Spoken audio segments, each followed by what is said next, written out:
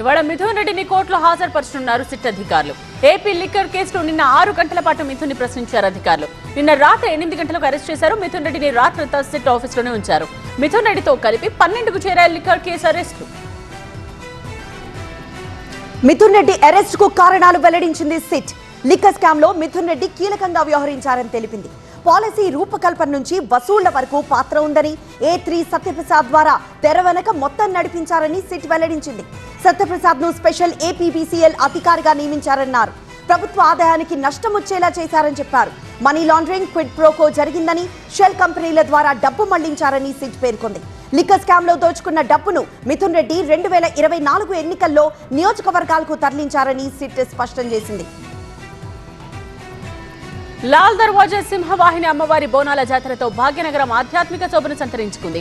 బోనాల సందర్భంగా ఆలయ పరిసరాలు భక్తులతో కిటకిటలాడాయి. అమ్మవారికి తెల్లవారుజామునే మహాహారతిచ్చి వేడుకలు ప్రారంభించారు. బోనాలతో వచ్చే భక్తులకు ప్రత్యేక క్యూ లైన్స్ ఏర్పాటు చేశారు. బోనాల సందర్భంగా ఆలయాన్ని సర్వాంగ సుందరంగా తీర్చిదిద్దారు. రాష్ట్ర ప్రభుత్వం తరపున మంత్రులు పట్టు వస్త్రాలు సమర్పించనున్నారు. లాల్ దర్వాజా బోనాల్లో భక్తులకు ఎలాంటి ఇబ్బంది లేకుండా ఆలయ అధికారులు ఏర్పాట్లు చేశారు. అమ్మవారి బోనాల కోసం పోలీసులు భారీ భద్రత నిర్వహిస్తున్నారు. సుమారు 2500 మంది పోలీసులతో ప్రభుత్వం పటిష్ట భద్రత ఏర్పాటు చేసింది. బోనాలు జరుగుతున్న తీరును సమీక్షించేందుకు ఎక్కడికక్కడ సీసీ కెమెరాలు ఏర్పాటు చేశారు. అమ్మవారి బోనాల భద్రతా విధుల్లో సిటీ పోలీసులతో పాటు జిల్లా పోలీసులు కూడా పాల్గొన్నారు. కాకినాడ మెడికవర్ హాస్పిటల్లో చికిత్స పొందుతున్నారు ముద్రగడ పద్మనాభరెడ్డి. ఆయన ఆరోగ్యం ఇంకా విషమంగానే ఉంది. నిన్న రాత్రి తండ్రిని చూడటానికి ఆసుపత్రికి వచ్చింది కూతురు క్రాంతి. కూతుర్ని పద్మనాభం ఉన్న రూమ్ కు పంపించారు హాస్పిటల్ సిబ్బంది. అయితే క్రాంతి రావడంపై హాస్పిటల్ సిబ్బందిపై సీరియస్ అయ్యారు కుమారుడు గిరి. ఇక తన అనుమతి లేకుండా ముద్రగడ దగ్గరికి ఎవరిని పంపించొద్దని వైద్యులకు చెప్పారు. ప్రతి ఎకరాకు నీళ్లివ్వడమే కూటమి ప్రభుత్వ లక్ష్యమన్నారు ప్రభుత్వ విప్ జీవి ఆంజనేయులు. నర్సరావుపేటలో నాగార్జున సాగర్ కుడికాలో సాగునీటి సలహా మండలి సమావేశంలో ఎమ్మెల్యేలు అరవింద్ బాబు, ఎరపతినేనితో కలిసి ఆయన పాల్గొన్నారు. ఆగస్టు మొదటి వారం నుంచి సాగునీరు విడుదల చేయాలని సలహా మండలి తీర్మానం చేసి ప్రభుత్వానికి ప్రతిపాదించామని చెప్పారు. పల్నాడు జిల్లా దాచేపల్లి మండలం తంగెడ ఏపీ తెలంగాణ సరిహద్దుల్లో అక్రమంగా గ్రెనేడ్ తరలిస్తూ ఉన్నాయి లారీలు. తెల్లవారుజామున తంగెడ చెక్పోస్ట్ వద్ద 5 లారీలను ఆపారు జీఎస్టీ అధికారులు. అధికారులతో గ్రెనేడ్ వాహనాల సిబ్బంది వాగ్వాదానికి దిగారు. జీఎస్టీ అధికారులు ఫిర్యాదుతో సంఘటనా స్థలానికి చేరుకున్నారు జిల్లా ఎస్పీ, పోలీసులు. గ్రెనేడ్ లారీలను అదుపులోకి తీసుకుని దాచేపల్లి మార్కెట్ యార్డ్ కు తరలించారు. శ్రీశైలం మహాక్షేత్రంలో హుండీలో నగదు దొంగతనం చేసిన పరిచారకుడు విద్యాధర్పై శ్రీశైలం పోలీస్ స్టేషన్లో కేసు నమోదైంది.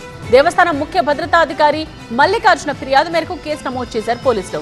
ఈ నెల 16న అర్ధరాత్రి సమయంలో విధులకు వచ్చిన కాంట్రాక్ట్ పరిచారకుడు విద్యాధర్ హుండీలో నుండి 24,220 రూపాయల నగదును దొంగిలించాడు. దేవస్థానం సీసీ ఫుటేజ్ పరిశీలించి పూర్తి స్థాయిలో విచారణ చేయనున్నారు పోలీసులు. మహబూబాబాద్ లో క్షుద్ర పూజలు కలకలం రేపాయి. ఓ మొబైల్ షాప్ ముందు క్షుద్ర పూజలు నిర్వహించిన ఆనవాళ్లు కనిపించాయి. షాప్ నిత్యం కస్టమర్లతో కళకళలాడుతూ ఉండడంతో పూజలు నిర్వహించినట్లు అనుమానాలు వ్యక్తమవుతున్నాయి. క్షుద్ర పూజలు చేస్తున్న దృశ్యాలు సీసీ కెమెరాలో రికార్డయ్యాయి. కోడిగుడ్డు, నిమ్మకాయలతో పూజలు చేసి సామాగ్రి షాప్ ముందు వదిలేసి వెళ్లింది గుర్తు తెలియని మహిళ. భద్రాద్రి కొత్తగూడెం జిల్లా అశ్వాపురం మండలం మొండికుంటలో మందుబాబు వీరంగం వేశాడు. మద్యం దుకాణంలో అడిగిన బ్రాండ్ ఇవ్వలేదని పెట్రోల్ బాటిల్తో హల్చల్ చేశాడు. పెట్రోల్ మీద పోస్తారంటూ బెదిరింపులకు పాల్పడ్డాడు. మద్యం మత్తులో ఉన్న మందుబాబును పట్టుకుని పోలీసులకు అప్పగించారు వైన్ షాప్ యజమాని. మందుబాబు దుర్గారావుపై హత్యాయత్నం కేసు నమోదు చేసి రిమాండ్కు తరలించారు పోలీసులు. తిరుమలలో భక్తుల రద్దీ కొనసాగుతోంది. శ్రీవారి సర్వదర్శనానికి 12 గంటల సమయం పడుతోంది. నారాయణగిరి షెడ్స్ వరకు భక్తుల క్యూ లైన్ ఉంది. నిన్న శ్రీవారిని 90,011 మంది భక్తులు దర్శించుకున్నారు. శ్రీవారి హుండీ ఆదాయం 4,23,00,000కు చేరుకుంది. అల్లూరు జిల్లాలో వింత వాతావరణం కనిపిస్తోంది. పాడేరు ఏజెన్సీలో దట్టంగా పొగమంచు కమ్ముకుని కూల్ క్లైమేట్ అబ్బురపరుస్తోంది. కొన్ని చోట్ల పొగమంచు అలుముకుని మరికొన్ని చోట్ల వర్షం కురుస్తోంది. శ్రీశైలం జలాశయానికి వరద నీరు కొనసాగుతోంది. ఇన్ఫ్లో 1,51,007 క్యూసెక్లు, అవుట్ఫ్లో 67,525 క్యూసెక్లుగా ఉంది. పూర్తి స్థాయి నీటి మట్టం 885 అడుగులు కాగా ప్రస్తుతం 882 అడుగులకు చేరింది. పూర్తి స్థాయి నీటి నిల్వ 215 టీఎంసీలు కాగా ప్రస్తుతం 201 టీఎంసీలుగా ఉంది. కుడి, ఎడమ జల విద్యుత్ కేంద్రాల్లో విద్యుత్ ఉత్పత్తి కొనసాగుతోంది. జూరాల ప్రాజెక్టుకు వరద కొనసాగుతోంది. 23 గేట్లు ఎత్తి దిగువకు నీరు విడుదల చేస్తున్నారు. ఇన్ఫ్లో 1,08,000 ఉండగా అవుట్ఫ్లో 1,20,358 క్యూసెక్లుగా ఉంది. ప్రాజెక్ట్ పూర్తి స్థాయి నీటి మట్టం 318 మీటర్లు కాగా ప్రస్తుత నీటి మట్టం 317 మీటర్లకు చేరింది. ఎగువ దిగువ జూరాల జల విద్యుత్ కేంద్రాల్లో కొనసాగుతోంది విద్యుత్ ఉత్పత్తి. ఇక తుంగభద్ర డ్యామ్ కు వరద నీరు వచ్చి చేరుతోంది. 9 గేట్లు ఎత్తి దిగువకు నీటిని విడుదల చేస్తున్నారు. ఇన్ఫ్లో 38,457 క్యూసెక్లు, అవుట్ఫ్లో 39,254 క్యూసెక్లుగా ఉంది. డ్యామ్ పూర్తి స్థాయి నీటి మట్టం 1,633 అడుగులు కాగా ప్రస్తుత నీటి మట్టం 1,626 అడుగులుగా ఉంది. పూర్తి స్థాయి నీటి నిల్వ 105 టీఎంసీలకు, ప్రస్తుత నీటి నిల్వ 79 టీఎంసీలుగా ఉంది. నాగార్జున సాగర్ ప్రాజెక్టుకు వరద పెరిగింది. ఇన్ఫ్లో 98,293 క్యూసెక్లు, అవుట్ఫ్లో 30,076 క్యూసెక్లుగా ఉంది. పూర్తి స్థాయి నీటి మట్టం 590 అడుగులు కాగా ప్రస్తుత నీటి మట్టం 565 అడుగులకు చేరింది. ఎడమ కాల్వకు నీటి విడుదల చేశారు అధికారులు. రాగల 24 గంటల్లో విస్తారంగా వర్షాలు కురిసే అవకాశం ఉందని వాతావరణ కేంద్రం తెలిపింది. రాష్ట్రంలోని 12 జిల్లాలకు వర్ష సూచన జారీ చేయగా 1-2 చోట్ల భారీ వర్షాలు కురిసే అవకాశం ఉందని పేర్కొంది. గంటకు 30 నుండి 40 కిలోమీటర్ల వేగంతో ఈదురుగాలులు వీచే అవకాశం ఉందని హెచ్చరించింది. ప్రజలు అప్రమత్తంగా ఉండాలని, సురక్షిత ప్రాంతాల్లో ఉండాలని సూచించారు. తెలంగాణలో 2 రోజులు భారీ వర్షాలు కురిసే అవకాశం ఉందని వాతావరణ శాఖ హెచ్చరించింది. 9 జిల్లాలకు భారీ వర్ష సూచన జారీ చేసింది. ఇవాళ రేపు ఉరుములు మెరుపులతో కూడిన భారీ వర్షాలు కురిసే అవకాశం ఉందని తెలిపింది. మరికొన్ని చోట్ల కూడా మోస్తరు వర్షాలు కురిసే అవకాశం ఉందని అధికారులు చెప్పారు. వర్షాలతో పాటు గంటకు 30 నుండి 40 కిలోమీటర్ల వేగంతో ఈదురుగాలులు వీచే అవకాశం ఉందని వాతావరణ శాఖ సూచించింది. రేపటి నుంచి పార్లమెంట్ వర్షాకాల సమావేశాలు జరగనున్నాయి. ఈ నేపథ్యంలో ఇవాళ కేంద్రం అఖిలపక్ష సమావేశం ఏర్పాటు చేసింది. ఉదయం 11 గంటలకు పార్లమెంట్ ఎనెక్స్ భవనంలో రక్షణ మంత్రి రాజ్నాథ్ సింగ్ నేతృత్వంలో జరగనుంది ఈ సమావేశం. కేంద్ర మంత్రులు అమిత్ షా, కిరణ్ రిజిజు, జేపీ నడ్డా, పీయూష్ గోయల్, వివిధ పార్టీల పార్లమెంటరీ పక్ష నేతలు హాజరు కానున్నారు. పార్లమెంట్ వర్షాకాల సమావేశాల్లో చర్చించే అంశాలు, బిల్లుల ఎజెండాను అఖిలపక్షానికి తెలపనుంది కేంద్రం. పార్లమెంట్ సమావేశాలకు సహకరించాల్సిందిగా పార్లమెంటరీ పక్ష నేతలను కోరనుంది. భారత్ పాకిస్తాన్ మధ్య జరగాల్సిన వరల్డ్ ఛాంపియన్షిప్ లెజెండ్స్ మ్యాచ్ రద్దయింది. పహల్గామ్ దాడికి వ్యతిరేకంగా పాక్ తో మ్యాచ్ ఆడబోమని ఇండియా లెజెండ్ క్రికెటర్స్ తెగేసి చెప్పడంతో మ్యాచ్ ను రద్దు చేశారు నిర్వాహకులు. ఇంగ్లాండ్ వేదికగా సాగుతున్న WCL భారత జట్టుకు యువరాజ్ సింగ్ కెప్టెన్ గా వ్యవహరిస్తున్నారు. బీహార్ మోతిహారీలో ప్రధాని మోదీ నిన్న ప్రారంభించిన అమృత్ భారత్ ఎక్స్ప్రెస్ రైలు ఢిల్లీకి చేరుకుంది. ఈ రైల్లో అత్యాధునిక సౌకర్యాలు ఏర్పాటు చేశారు. ప్రత్యేకించి ప్రయాణికుల భద్రత కోసం సీసీ కెమెరాలు, వినోదం కోసం టీవీలు ఏర్పాటు చేశారు. కొత్త రైల్లో సౌకర్యాలపై ప్రయాణికులు హర్షం ప్రకటిస్తున్నారు. తమిళనాడు సీఎం స్టాలిన్ రాజీనామాకు డిమాండ్ చేస్తూ తిరువల్లూరులో నిరసన తెలిపారు అన్నా డీఎంకే నేతలు.